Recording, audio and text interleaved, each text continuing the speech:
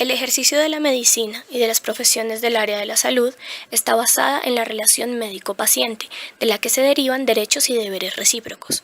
Dentro del contexto médico-legal del ejercicio de las profesiones sanitarias, la historia clínica es, pues, la prueba documental que evalúa el nivel de la calidad asistencial en circunstancias de reclamaciones de responsabilidad a los profesionales sanitarios y o a las instituciones.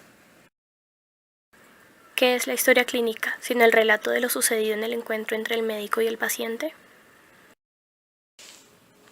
La historia clínica es un documento privado, obligatorio y sometido a reserva, en el cual se registran cronológicamente las condiciones de salud del paciente, los actos médicos y los demás procedimientos ejecutados por el equipo de salud que intervienen en su atención. En cuanto a su importancia, es un instrumento que permite evaluar la garantía de la calidad del servicio prestado al usuario. Como características debe ser completa, coherente y legible.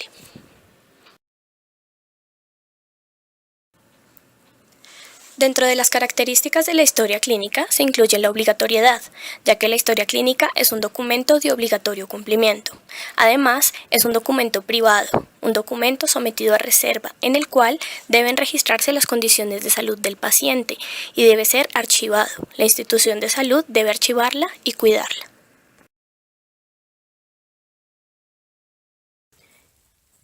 En entrevista hablamos con el abogado Rafael Alberto Gaitán Gómez, especialista en responsabilidad civil y daño resarcible. Se le realizaron las siguientes preguntas. Primero, ¿qué pasa si se quiere hacer un artículo o mencionar a alguien que ya está muerto o sobre un NN? Segundo, ¿es ilegal que los estudiantes accedan a la historia clínica con el código del profesor? Tercero, ¿quién es el dueño legal de la historia clínica de las personas NN o de los habitantes de calle? Cuarto, ¿es ilegal que los médicos hablen de los diagnósticos de sus pacientes?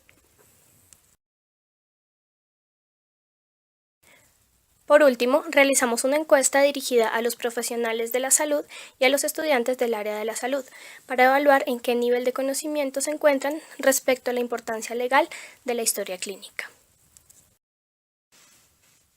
Este trabajo fue realizado por Ana María Casallas, estudiante de fisioterapia, 10º semestre, Universidad de La Sabana. Miller Fabián Rivera, estudiante de Derecho, 10º semestre, Universidad de La Sabana. Y Diana Lorena Gómez, estudiante de Enfermería, 8º semestre, Universidad de La Sabana. Para la materia telemática.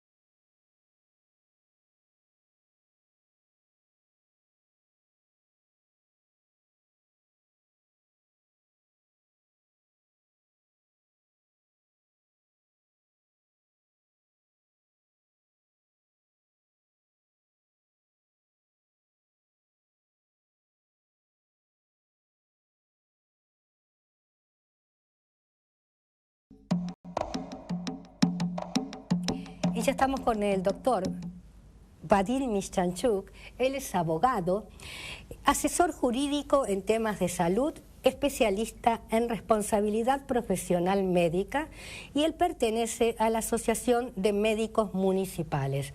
Yo sé que este tema va a dar mucho que hablar. Va a hablar acerca de mala praxis. ¿Cómo te encontrás, Vadim? ¿Cómo estás, Ana? Un gusto tenerte en el programa. Igualmente estar acá con ustedes. Y para hablar de un tema que no se habla mucho, no sé si se teme, si no se sabe, si se desconoce.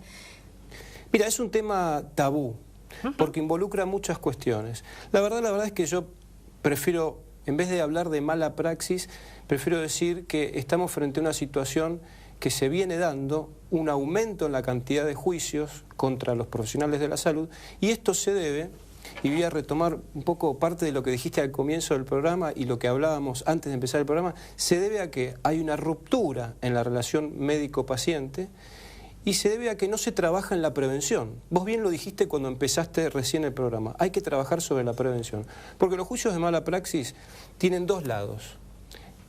la supuesta víctima de la supuesta mala praxis, y el profesional de la salud, víctima de un juicio.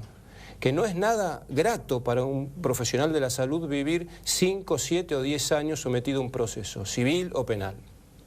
Entonces me parece que hablar de mala praxis nos tiene que llevar a dar un paso más adelante. Estamos en el año 2014. Esta problemática empezó hace mucho, allá por los años 60 en Estados Unidos, y tuvo su eclosión acá en la década del 80, 90. Tenemos que hablar de prevención, Ana María, y tu programa y vos sos especialista en eso y en los problemas de la sociedad que tienen que ver con la salud. Y hablar de prevención nos tiene que llevar a hablar de el error médico, no como un tema tabú, porque a veces el error médico no tiene nada que ver con la mala praxis, tiene que ver a cuestiones de infraestructura, cuestiones de insumo, cuestiones de mucha demanda, mucho paciente para poco médico, y para un sistema de salud que ha roto la relación médico-paciente. Tanto el público como el privado, los sistemas estoy hablando, se han alejado de esa relación del médico de cabecera. Entonces hay que hablar de prevención, hay que hablar de error médico. El error médico está descrito en toda la bibliografía médica, hay que informarle al paciente, y hay que hablar de la seguridad del paciente. Y con todo eso yo creo que vamos a ir bajando la conflictividad que existe hoy entre los pacientes y los médicos. Bien, Vadim, ¿vos pensás que actualmente hay más juicios de mala praxis? Sí, año tras año, por trabajar en la Asociación de Médicos Municipales y por tener dedicación exclusiva a temas de responsabilidad profesional médica, te digo que sí, que año tras año sube la cantidad de juicios civiles y penales. ¿Por qué? Porque hay más, de pronto más operaciones, más asistencia, más que, o menos que. Te digo, no hay más errores médicos, no hay más prácticas que se alejan de la buena práctica, eso te lo puedo asegurar. Bien. Lo que hay es una ruptura entre la relación entre el médico y el paciente. Hay una sociedad más conflictiva, hay una sociedad más querellante, hay una sociedad que exige más el cumplimiento de sus derechos, y hay una sociedad tendiente a judicializar las cuestiones. Y más agresiva. Mucho más agresiva, lo hablábamos en programas anteriores, la violencia que vemos en los hospitales. Sí. Todo eso es un combo explosivo que lleva a que las demandas y las denuncias por mala praxis aumenten. Por eso es que este tema no hay que esconderlo abajo de la alfombra, hay que hablarlo. Por eso es que celebro que vos hayas decidido tocar este tema y que me hayas invitado, porque esto hay que hablarlo, porque la única forma de solucionar estos problemas en pos de los pacientes y del profesional médico, que entra en un estado de burnout total frente a la amenaza del juicio y el juicio en sí, hay que hablarlo, ponerlo sobre el escritorio, decir qué pasa, por qué aumentan las demandas, hay más errores médicos, de qué tipo, dónde se puede estar fallando, en qué se puede mejorar. Así que sobre eso hay que trabajar, por eso es que acepto tu invitación para seguir trabajando en estas cuestiones. Vadim, por ejemplo, vos como abogado, ¿no? Si tenés que defender un caso de mala praxis médica y vos no estás seguro o desconfías, ¿no es cierto?, de la veracidad de los hechos que te relata el profesional, ¿qué haces?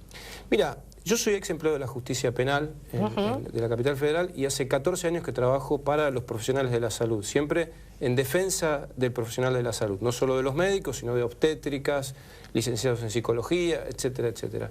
¿Qué hago cuando afronto un caso? Mira, un viejo abogado penalista dice que el abogado es el primer juez de la causa, y lo que hago es estudiar lo que debemos hacer cuando nos enfrentamos a conocimientos que no son de nuestra materia. Es decir, yo soy abogado, soy especialista en leyes y en jurisprudencia. ¿Qué hago? Estudiar.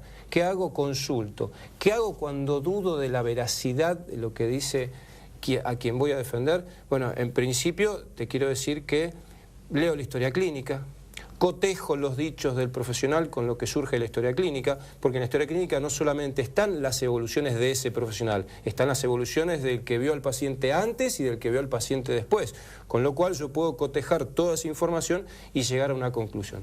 Ahora te digo que en estos casi 15 años, porque este año se cumplen 14 años que me dedico a trabajar para los profesionales de la salud, te quiero decir que en la cantidad de juicios que me ha tocado participar, nunca he encontrado por parte del profesional de la salud una actitud nociva frente al paciente. A ver, todos en cualquier profesión podemos cometer errores, y eso no significa que haya mala praxis. ¿Que me ha tocado defender casos de errores médicos? Sí, por supuesto. Claro, cuando uno dice errores, ¿no es cierto? Un error de una empleada administrativa, bueno, se rompe el papel y ya está. pero un error de un médico es un error con mayúscula, ¿no? Claro, sí, pero vos sabés que a veces los errores médicos están originados en errores administrativos. Por ejemplo, me ha tocado defender un caso de un paciente que han operado con la ficha de otro paciente. Esto es tremendo. En la bibliografía médica está descrito, es decir, una pierna por otra, una cirugía de un brazo por otro, un ojo por otro, y eso es un error de una empleada administrativa que deriva en un error médico. Por eso hay que investigar, por eso no hay que prejuzgar. Por eso no hay que decir mal resultado igual mala praxis. No, mal resultado, bueno, veamos qué pasó. Pudo haber habido un error médico. ¿Qué especialidad suele tener mayores juicios? Bueno, históricamente... porque la cirugía estética está bastante en este momento cuestionada, está bastante vapuleada. Pero el paciente de la cirugía estética es muy particular también, ¿eh? Es muy particular. Pero vamos a las líneas generales. Históricamente la especialidad que mayor cantidad de juicios tiene es la obstetricia, porque son dos pacientes y por las expectativas que se ponen en ese nacimiento, ¿no es cierto? Así que históricamente la obstetricia es la que lidera generalmente las estadísticas. Después sigue la cirugía general por el típico caso de cuestiones que tienen que ver con un abdomen agudo quirúrgico que por ahí se confunde con un abdomen agudo clínico y la cirugía por ahí se demora, pero a veces se demora porque no hay anestesiólogo, a veces se demora porque no hay cama en terapia intensiva. Por eso es que es una injusticia a veces hablar de mal resultado igual mala praxis. No, mal resultado, veamos qué pasó, y a veces las causas de ese mal resultado nada tienen que ver con el profesional de la salud. Pero entonces, estadísticamente, obstetricia, cirugía general, en donde también podemos incluir después la cirugía plástica, pero en los últimos 2 o 3 años hay mucha conflictividad en todo lo que es la atención por guardia y los auxilios domiciliarios. Bueno, ya lo hemos conversado, ¿no es cierto? No sé si en radio o en TV, el problema real que está pasando con respecto a la agresividad, ¿no es cierto? No solo va a juicio el médico, sino que corre hasta el riesgo su vida. Es tremendo, es tremendo. El historial de casos que tenemos y que tengo en el estudio es tremendo. Es decir, desde médicos amenazados con armas de fuego. Desde la Asociación de Médicos Municipales nosotros pusimos en marcha un 0800 para poder satisfacer las necesidades del médico que es agredido en la guardia o cuando está en una ambulancia. Las agresiones son cada vez peores, pero por suerte se han ido encontrando mecanismos para poder auxiliar al médico en esa situación. Bien, Vadim, me quedaría mucho tiempo, ¿sabes?, hablando con vos porque me encanta el tema, lo llevas muy bien, pero me están diciendo corte en corte. Vamos ahora a escuchar un informe acerca de narcolepsia, ¿te parece? Bárbaro. Adelante.